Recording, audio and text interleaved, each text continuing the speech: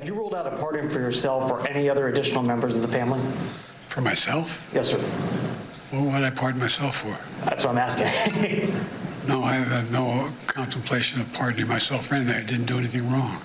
As a massive exodus looms at the Department of Justice, Joe Biden makes a desperate last-minute power play shielding his allies and family from the incoming Trump administration, unleashing a barrage of preemptive pardons. This isn't just your typical end-of-term clemency. This is a political grenade lobbed at the feet of justice after 4 long years of Biden and his party damning the very action the scoundrel Biden just took. The only reason I know to ask for a pardon is because you think you've committed a crime. The president's reportedly asking his staff whether he can issue preemptive pardons for himself, his family members, Rudy Giuliani.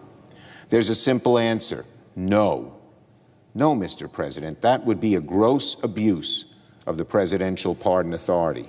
The precedent of giving blanket pardons, preemptive blanket pardons, on the way out of an administration, I think is a precedent we don't want to set. And you've communicated that to the President Biden? Communicated it both publicly and privately to the administration. Pardons for Anthony Fauci, the man who must face justice for the 20 million plus taken out by his COVID vaccines. And General Mark Milley, who botched the Afghanistan withdrawal and referred to Trump as a fascist. I said, hell, General Lee, I'll probably give you a call, but we're not going to attack you. Trust me, we're not going to attack you. These are two great powers, and I am doing my best to transmit the president's intent, President Trump's intent, to ensure that the American people are protected from an incident that could escalate. I understand your intent, but I think you articulating that you would tell him, you would give him a call, I think is worthy of your resignation. I just think that's against our country, that you would give our number one adversary that information and tell him that. Of course, Milley authorized the use of heat and sound-based direct energy weapons against protesters in 2020. We know for a fact now that General Mark Milley, who was the chairman of the Joint Chiefs of Staff back under the previous Trump administration, we know that in June of 2020, during the riots in the Summer of Love here in D.C., he actually directed and ordered and authorized the use of both heat and sound directed energy weapons to be used against the protesters in that event. And the J6 committee, who hid evidence and ran the false narrative against Trump and the J6 political prisoners. Biden issue pardons for the January 6th committee members, including yourself? No, I don't want it. But the second you take a pardon, it looks like you're guilty of something. I'm guilty of nothing besides bringing the truth to the American people and in the process embarrassing Donald Trump, because for 187 minutes he sat there and did absolutely nothing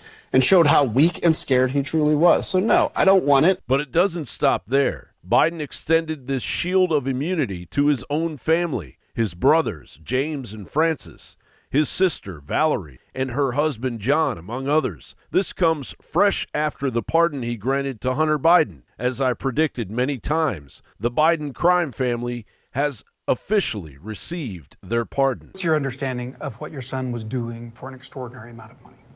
I don't know what he was doing. I know he was on the board. I found out he was on the board after he was on the board, and that was it. And there's nobody... Well, you've had a lot of time. Isn't this something you want to get to the bottom of? No, because I trust my son. But that doesn't pass the smell test. Like when you're vice president, isn't there a higher standard? Don't you need to know what's happening with your family? Don't you need to put down some guardrails? Unless there was something that was, there was something on its face that was wrong. There's nothing on its face that was wrong. Biden's defense, he claims there are exceptional circumstances, painting a picture of his loved ones and allies as victims of political vendettas. Biden says these pardons aren't an admission of guilt, but the timing and the breadth of these pardons suggests otherwise.